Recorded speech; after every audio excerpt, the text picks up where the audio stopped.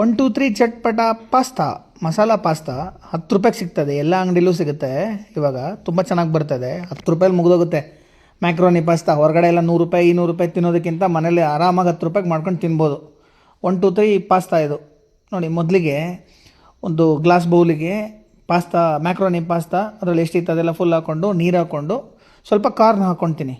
ಆ corn ಹಾಕೊಂಡ್ಮೇಲೆ micro oven ಇತ್ತು ನಮ್ಮಲ್ಲಿ, ನಾನು ಮೈಕ್ರೋ ಓವನಲ್ಲಿ ಇಟ್ಟಿದ್ದೀನಿ. ನೀವು ಬೇಕಾದರೆ ಗ್ಯಾಸ್ ಒಲೆಯಲ್ಲಿ ಮಾಡ್ಕೋಬೋದು. ಗ್ಯಾಸ್ ಒಲೆಯಲ್ಲಿ ಮಾಡ್ಕೊತೀನಿ ಅಂದರೆ ಸ್ವಲ್ಪ ಎಣ್ಣೆ, ಸ್ವಲ್ಪ ಉಪ್ಪು ಹಾಕ್ಕೊಳ್ಳಿ, ಏನು ತೊಂದರೆ ಇಲ್ಲ.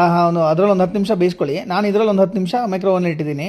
ಅದ್ರ ಪಾಡಿಗೆ ಅದು ಬೇಯ್ತಾ ಇರುತ್ತೆ. ಅದ್ರ ಜೊತೆಗೆ ಒಂದು ಸ್ವಲ್ಪ ಮಸಾಲೆ ಮಾಡ್ಕೊಂಬೋಣ. ಸ್ವಲ್ಪ ಈರುಳ್ಳಿ, ಸ್ವಲ್ಪ ಕ್ಯಾಪ್ಸಿಕಮ್ಮು, ಸ್ವಲ್ಪ ಕ್ಯಾರೆಟು ಇದೆಲ್ಲ ಹಾಕ್ಕೊಂಡು ಸ್ವಲ್ಪ ಎಣ್ಣೆ ಹಾಕ್ಕೊಂಡು ಎಲ್ಲದಕ್ಕೂ ಚೆನ್ನಾಗಿ ಬೇಯಿಸ್ಕೊಂಡು ಸ್ವಲ್ಪ ಉಪ್ಪು ಹಾಕ್ಕೊಬೇಕು. ಬೇಯಿಸ್ಕೋಬೇಕಾರೆ ಉಪ್ಪು ಹಾಕ್ಕೊಂಡು ಸ್ವಲ್ಪ ಕ್ಲೀನಾಗೆಲ್ಲ ಬೇಯಿಸ್ಕೊಂಡಾಯಿತು.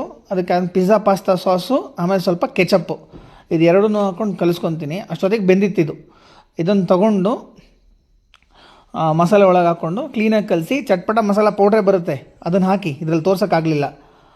ಆಮೇಲೆ ಸ್ವಲ್ಪ ಚೀಸ್ ಇದೆ, ಆ ಚೀಸು ಹಾಕ್ಕೊಂಡು ಮೈಕ್ರೋ ಓವನಲ್ಲಿ ಹಾಕ್ಕೊಂಡು ನನ್ನ ಮಗಳ ಜೊತೆ ತಿಂತಾಯಿದ್ರೆ ಸೂಪರ್.